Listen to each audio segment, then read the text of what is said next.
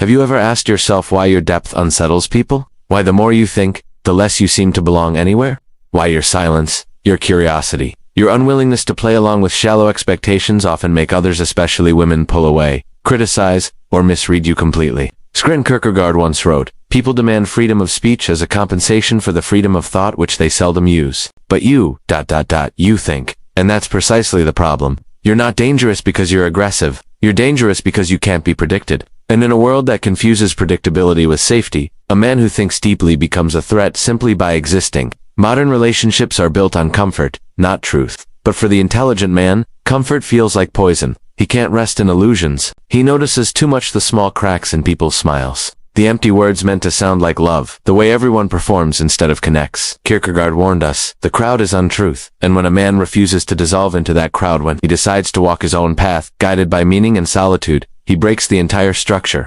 Society depends on to keep people obedient and emotionally numb. Women don't fear intelligent men because they're smart. They fear them because they can't contain them, because an intelligent man doesn't rely on flattery to be desired. He doesn't crave validation to feel masculine. He doesn't play the clown to be chosen. He doesn't chase illusions. He sees through them. And when he does love, he loves with terrifying clarity, not for comfort, not for escape, but for revelation. That kind of present sharp, grounded honesty is rare. And what is rare is almost always rejected before it's respected. Kierkegaard talked about despair, but not as most people understand it. He called it the sickness unto death, a kind of spiritual disease, a man unaware that he's estranged from his own self. And that is what modern culture fears most. The man who wakes up, the man who stops performing, the man who stops being charming just to be accepted and starts being conscious.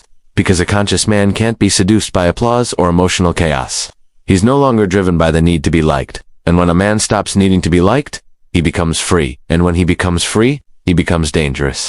Ask yourself, why do you feel misunderstood in every room? Why does your silence make people uneasy? It's because most people, in this attention-hungry world, build their identity around being seen. But the intelligent man builds his identity around seeing. And seeing deeply makes people uncomfortable, especially those hiding behind masks. Kierkegaard said, life can only be understood backwards, but it must be lived forwards. And the intelligent man does exactly that. He lives forward but constantly watches, dissects, and studies the hidden mechanics of emotion, desire, fear, and power. So what happens when a man stops being seduced by the surface? When he no longer worships the game, he becomes unplayable. Not because he's cold, but because he's whole. And that wholeness, it threatens the entire economy of modern dating, where confusion is currency and emotional chaos is mistaken for passion. Kierkegaard knew this. He lived it. He walked away from the only woman he ever loved, not because he didn't care, but because he cared too much. He knew that living authentically would cost him everything society told him to be. Men, listen. The more intelligent you become, the lonelier it may feel. But that loneliness isn't failure. It's the price of awakening. You scare people not because you're unkind, but because you're unconditioned. And a man who cannot be conditioned cannot be controlled. And that, my friend, is the ultimate threat to any system built on manipulation, including love itself. Because most people aren't looking for love. They're looking for usefulness. They want you to fill a role: provider, performer, protector, puppet. But the intelligent man steps outside those frames. And when he does, he becomes invisible to everyone still living inside them. Kierkegaard called this the leap of faith. It's the moment you step beyond the safety of roles, systems, and shallow expectations to walk alone, choosing truth over comfort. Even if it costs you everything, that leap will strip you. It will hurt, but it will also awaken you. Because once you see, you can never unsee. And your intelligence, when rooted in self-awareness instead of just knowledge, transforms you. You stop being a man who seeks validation, and you become a man who seeks meaning. And that kind of transformation terrifies others. It even terrifies you, because what comes next is not for the faint of heart.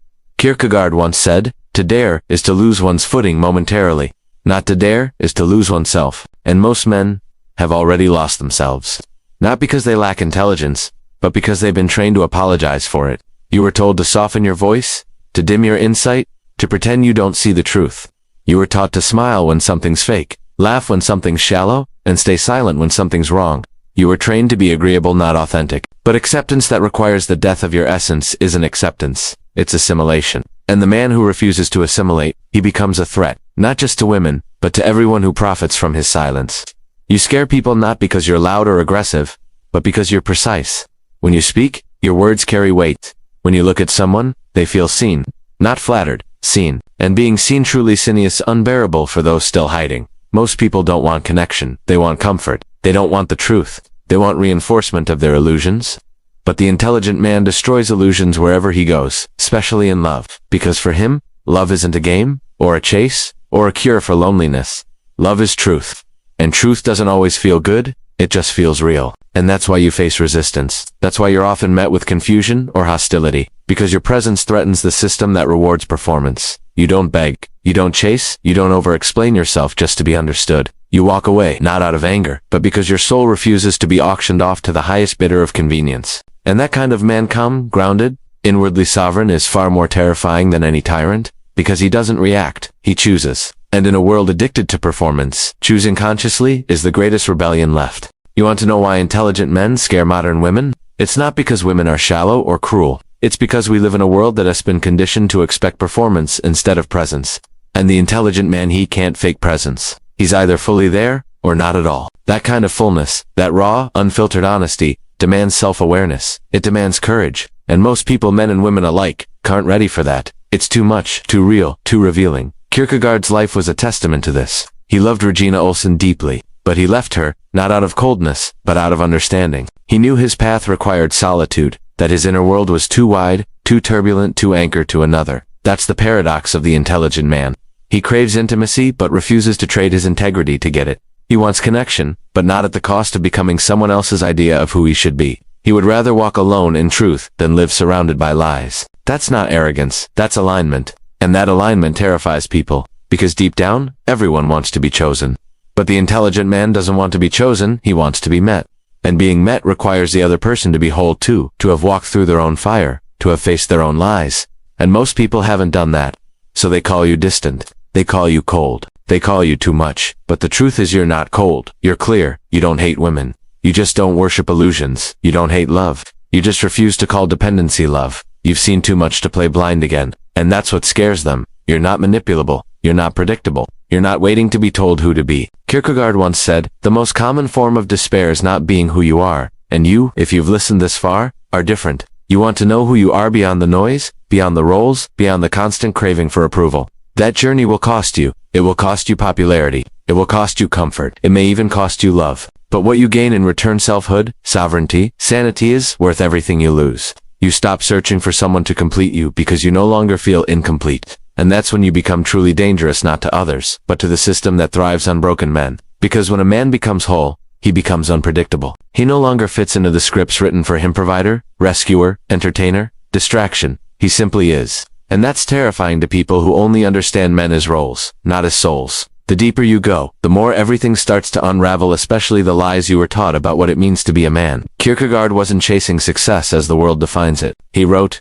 the greatest hazard of all, losing oneself, can occur very quietly in the world, as if it were nothing at all. And that's what's happening to millions of men today. A quiet disappearance, not physical but spiritual. Men have lost themselves trying to be palatable, trying to be charming, trying to be whatever the room needed them to be, until one day they look in the mirror and see a stranger. But the intelligent man can't fake for long. The tension inside him builds. He starts to notice the difference between performance and purpose. He realizes that what most people call confidence is actually arrogance. That what they call love is often dependency.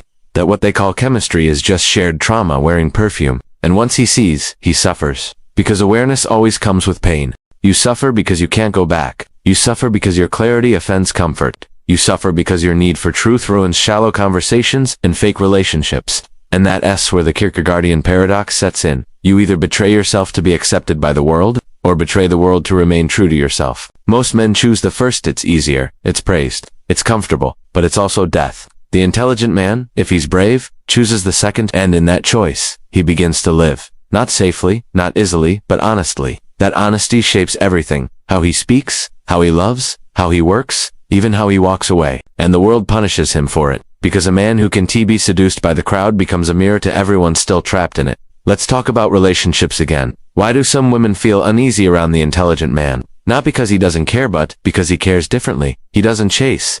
He observes. He doesn't flatter. He listens. He doesn't react to every emotional spark. He chooses his responses like a surgeon choosing where to cut. This precision makes him mysterious. And mystery terrifies those addicted to constant validation. The intelligent man isn't absent, he's selectively present. And that selectivity feels like rejection to people used to being worshipped without earning it. But he doesn't worship, he discerns. Because intelligence, when combined with emotional clarity, becomes a kind of spiritual X-ray vision. You see through people, through their masks, their games, their flattery, and that kind of sight unnerves anyone still hiding from themselves. Kierkegaard wrote often about the duty of the individual to become a self, not a social role, not a reflection of others' expectations. A self, and becoming a self requires the very things modern culture fears most: silence, stillness, solitude, reflection, for words that make this generation tremble, because a man who sits alone too long might stop consuming, he might stop conforming, he might stop apologizing for existing, he might even stop chasing what was never worthy of him. You want to terrify people? Walk into a room and don't seek attention, just observe. Don't over-explain, speak with precision, set boundaries quietly, be kind, but not compliant, be romantic, but not dependent. Then watch what happens. Watch how people shift around you, because deep down, everyone feels when a man is rooted, and most Dante know what to do with him, especially when he is not performing for approval. That's the quiet power of the intelligent man. He doesn't perform, and that's exactly what makes him dangerous. Kierkegaard said, "Once you label me, you negate me," and that's why society will always try to reduce the intelligent man. They'll call him cold when he's actually composed, arrogant when he's just self-respecting, aloof when he's simply discerning. Because labels are easier than reflection. But don't let that shake you. Let it sharpen you. Let it deepen your solitude. Let it harden your truth. You weren't made to be palatable. You weren't born to beg. You weren't designed to be everyone's comfort zone. You were built to become what Kierkegaard called the single individual, the man who stands apart from the crowd, faithful to his own truth, even when the world turns away. So, walk into the storm. Don't resist it. Because the storm isn't there to destroy you, it's there to reveal you. You see, when you finally stop trying to fit into the world's template of what a good man should look like, something begins to shift. You start realizing how much of your life was built on noise, on expectations, on someone else's definition of peace, and that's when silence becomes sacred. You begin to crave it. The quiet mornings, the long walks without your phone, the moments where you can actually hear your own thoughts again. That's not loneliness. That's detox. Because in a world addicted to constant stimulation, silence is rebellion. And the intelligent man, like Kierkegaard, is a rebel, not with anger, but with awareness. He sees what others can't, that the crowd isn't wise, it's just loud, that the loudest voices often hide the weakest convictions, and he learns to withdraw, not because he's antisocial, but because he values quality over noise. You don't need everyone to understand you, you just need a few who can sit with your depth without drowning in it. That's rare, but it's real. And when you find it, that kind of connection built on truth, not transaction, it feels like home. Kierkegaard believed that despair wasn't about sadness. It was about self-abandonment, about living a life so shallow that you forget your own soul. Most people are in despair and don't even know it. They confuse pleasure for purpose, attention for affection, motion for meaning. But you, if you followed this far, you're waking up. You've started to notice how every dopamine hit leaves you emptier, how every shallow interaction drains more than it gives, how every perfect relationship collapses under the weight of unspoken truth, and you're tired. Not tired like sleepy, tired like soul exhausted. That's the price of awareness. It burns away your illusions until only truth remains. And truth, at first, feels lonely. But later, it feels like freedom. Because once you stop lying to yourself, you stop needing others to lie to you. You stop seeking constant reassurance. You stop chasing validation.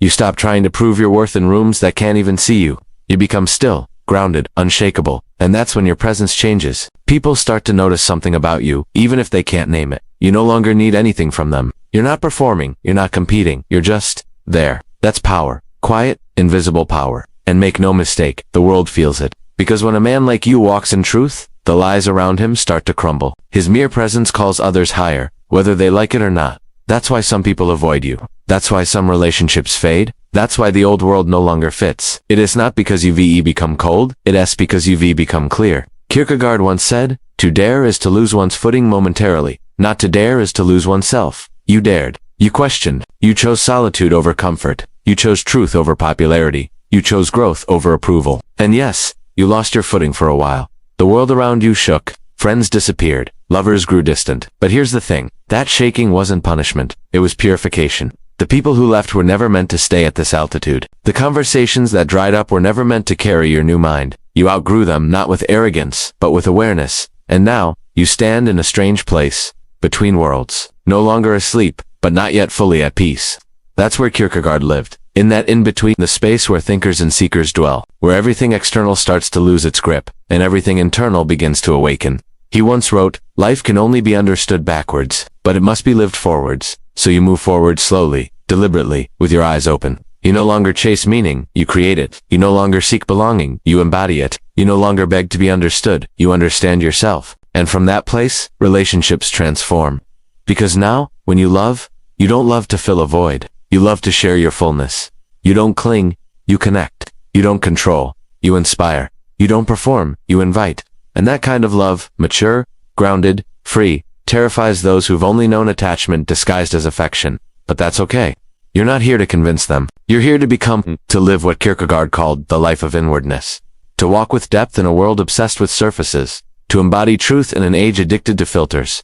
So when people call you different, don't shrink. When they call you difficult, don't explain. When they call you cold, don't apologize. Just smile gently, and remember, you are not built for mass approval. You are built for meaning, and meaning is never found in the crowd. It's found in the quiet spaces between thought and action, between solitude and connection, between who you were and who you are becoming. That's the Kierkegaardian path, the path of the intelligent man. It's not glamorous, it's not easy, but it's real. And in a world full of copies, being real is the rarest rebellion of all. So keep walking, keep thinking, keep feeling, keep becoming, because someday, someone will meet you there. Not the mask, not the projection, but you. And when that happens, you'll understand what Kierkegaard meant when he wrote, "The most painful state of being is remembering the future, particularly the one you'll never have. But the beautiful state of being, the one he hinted at between the lines, is realizing that the only future worth having is the one where you be finally, fully, unapologetically yourself." That's what it means to be the intelligent man. That's what it means to live.